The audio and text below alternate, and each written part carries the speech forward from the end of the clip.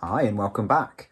Today we're going to talk about the layout behind me, Shades of Mountain Ash, which actually, if you look back on the blog, started as a layout design process that I did with my customer, where we understood his wants, his needs, his space requirements, all sorts of things, and we worked through that process and came up with a layout plan and design brief, which is a process I can help you with if it's something that you're struggling with just to get started. And what that generates is not only some nice illustrations, but also it's like a record of that conversation and that discussion.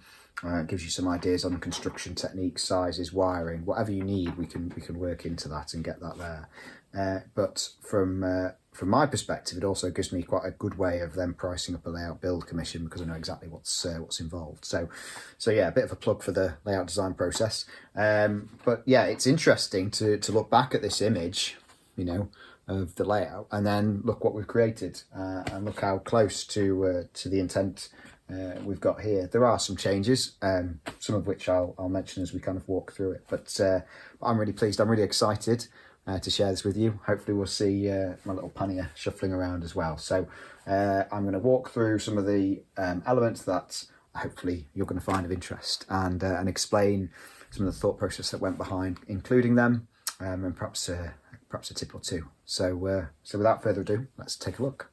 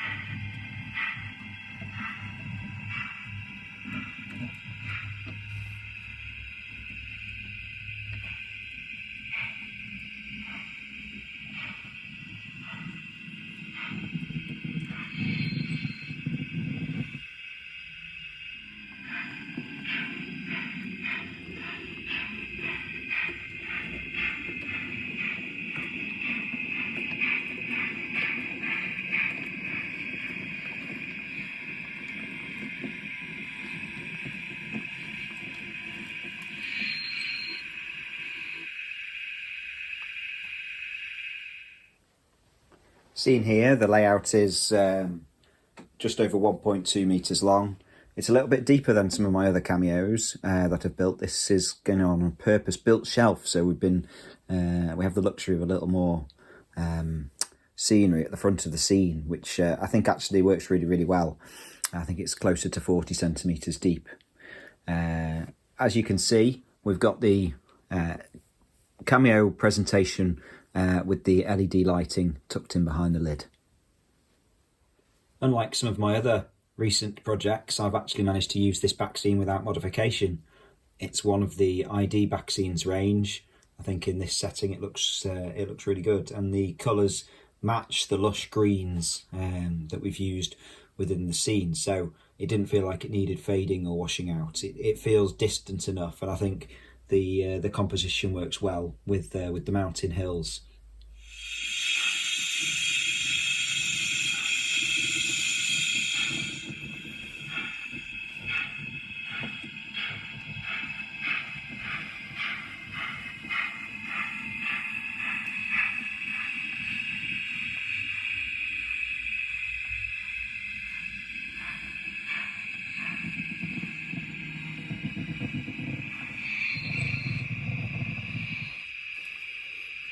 I really, really like how this has worked out at this end in terms of the footpath scene. We've actually got a path that meanders through the static grass, which you can't quite see here, where I've actually plucked the static grass out after it's been planted. So you can see across the way here, there's like a walkway through the grass, just as you'd imagine in real life. Finding a path, a way through a field is often depicted by that shorter grass where feet walk.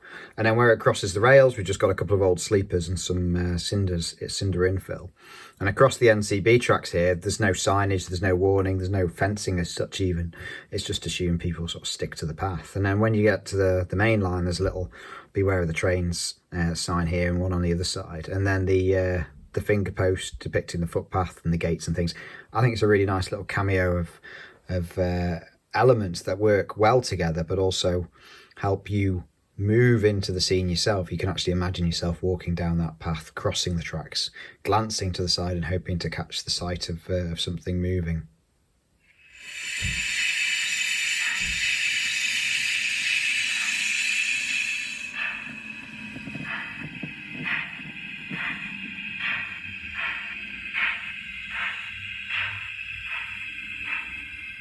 There's real variety in colours and textures on this layout, and I'm really happy with the way things have turned out. And in particular, this industrial trackage, the NCB trackage, looks great with its cinders and overgrown, the grass sprouting up from between the ballasts. Obviously not that well kempt, but from our perspective as a modeller, it just looks as I imagine. If we look what else we've got here, we've actually got like a rusty grounded van body. It's just a dapple, really cheap and cheerful dapple wagon body that I've painted up, and it's just been built up in washes, a bit of dry brushing and a bit of stippling, and I think it's really brought the scene to life. It gives some texture to the and contrast to the otherwise quite lush green surroundings. Some old sleepers here, this pile, these are just stripped off a piece of spare bullhead rail that obviously I had left over at the end of the project. These big bushes and the trees down the back of the embankment and back of the wall are actually forest in a box, I think it's called, or something like that, from Woodland Scenic, something you put together yourself. I just tarted it up with a little bit extra texture as well in places and adding some extra foliage over what was provided. We've got James Hilton trademark patch of nettles here. There's a few other patches actually, to be fair, built up in the Gordon Gravitt technique of using postiche sort of fake hair and layering that up with lacquer and various scatters to give some depth. I think it works really nicely and contrasts well with the grass. And you'll notice the grass is a mix of shades, a mix of colours, a mix of textures, but hopefully all has a coherent look to the whole thing.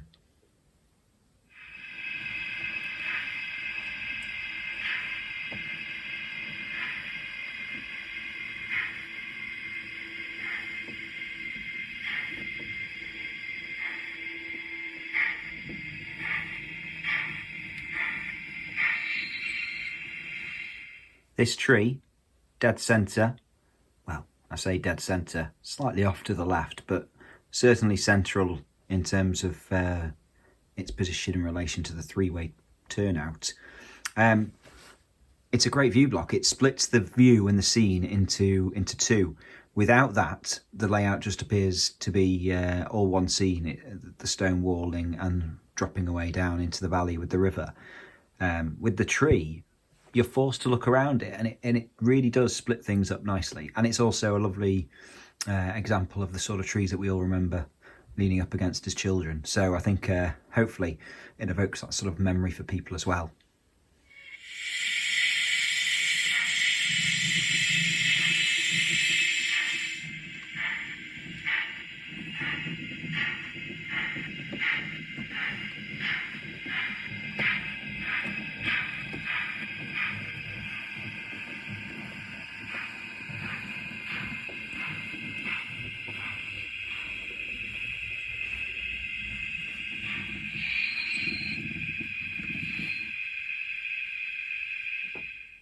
The one difference to this original scheme is the lack of a townscape along the back. I was looking for options in terms of back scenes, and I felt this back scene really matched the character of the valleys.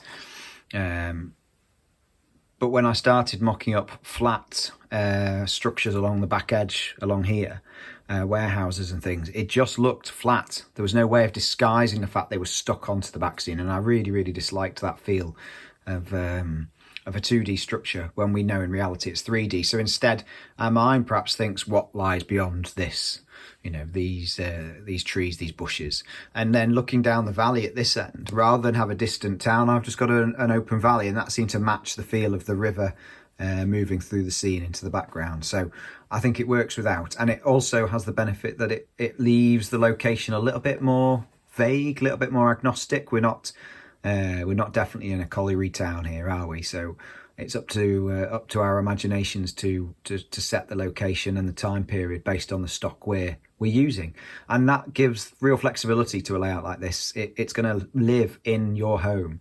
It needs to be enjoyed and usable without too much concern for things like, oh well, why would that British Rail locomotive be running down that industrial backwater? Why is this civil engineering siding suddenly sprung up in South Wales? With a blanker canvas, we can just let our mind wander a little bit more. I think it works well here.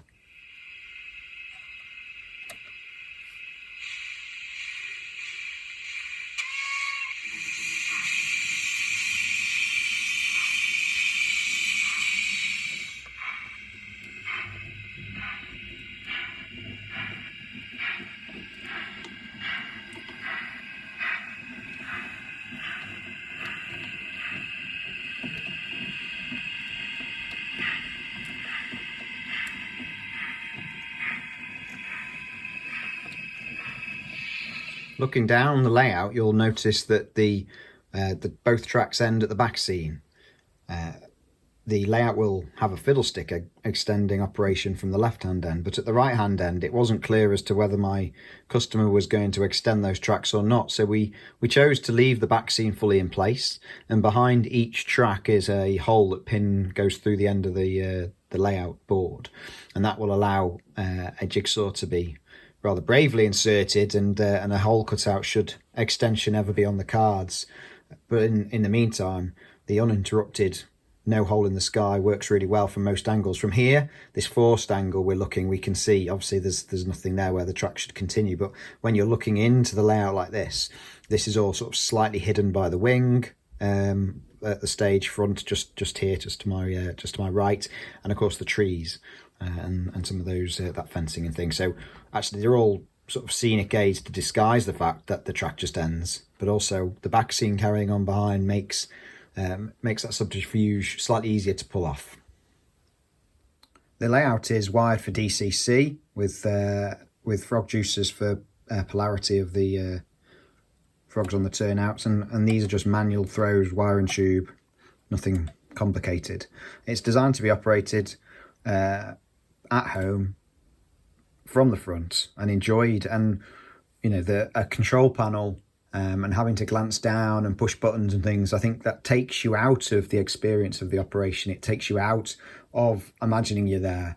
It breaks that moment. So the more we can make things tactile, the more things we can make things intuitive, the more we'll enjoy operating these small layouts. And I think that's what the drive behind that choice for my customer was. I really like the Moody Sky at this end. The clouds hanging over the hills. It really does feel like it's about to rain. Contrasting nicely with the bridge, which is just a Pico, the usual Pico girder, and the quite distinctive, heavily engineered support structure in the middle there, based on some of the photos I had from Gordon Edgar's collection on the actual location inspired this mountain ash and the collieries in that area. This section of bridge and this road and even this brick abutments here, they're all removable, because within this hillside here sits the frog juicers and some of the wiring. So if there were any reason to get in there, we can take it all out. Nothing's fixed down. One of the things has worked really well is some of this brickwork and the sort of leaching of the lime out of the mortar. It's a little touch and it can be overdone, but I think if you actually look at reality, it can be really quite severe in places. And I think the tones used in that and then along the wall themselves sort of tie together quite nicely and work and feel like as one, as it were. I've mentioned the Fiddlestick, the flying wing, if you like, and although I've not got it set up here, there's not quite enough space where I've got it on this old table. You can see how it operates. It basically just lines up. There's little lugs that slot in here on the end of the layout for alignment of the track. The little tongue here stops it lifting out, and then it's just plugged in. It's that simple. I think, for something at home, for something where we're not expecting heavy use, it's not going to go on the road at exhibitions. We don't need anything more engineered than that.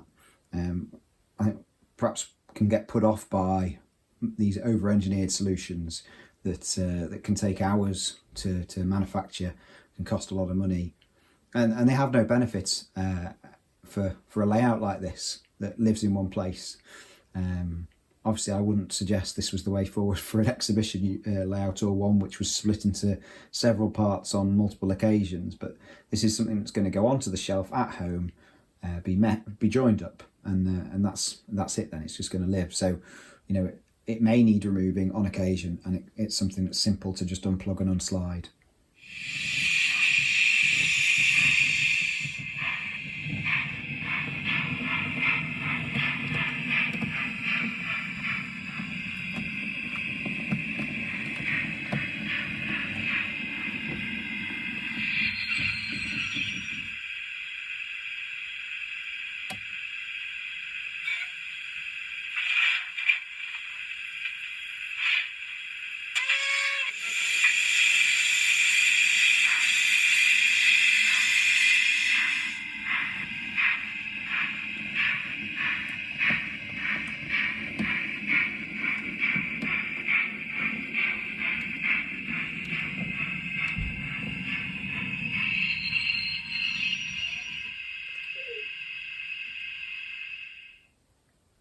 So there you go. Hopefully you've enjoyed that little whistle-stop tour through the layout and some of the thinking behind it.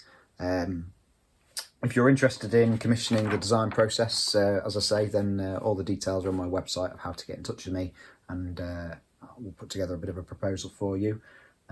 If you've enjoyed the video, even if not interested in anything else, if you've enjoyed the video, please do like it. And if you haven't done already, subscribe to the channel. I try to put in a mix of sort of tips, tricks and sort of workshop videos, and then these layout tours as well. Give a bit of variety and hopefully show what's going on here. So yeah, always welcome your feedback. If you've got any questions or comments, but leave them on this video, and I'll try and get back to you with any specifics that you're interested in. But it's been a pleasure as always, and hopefully I'll see you again soon. Cheers.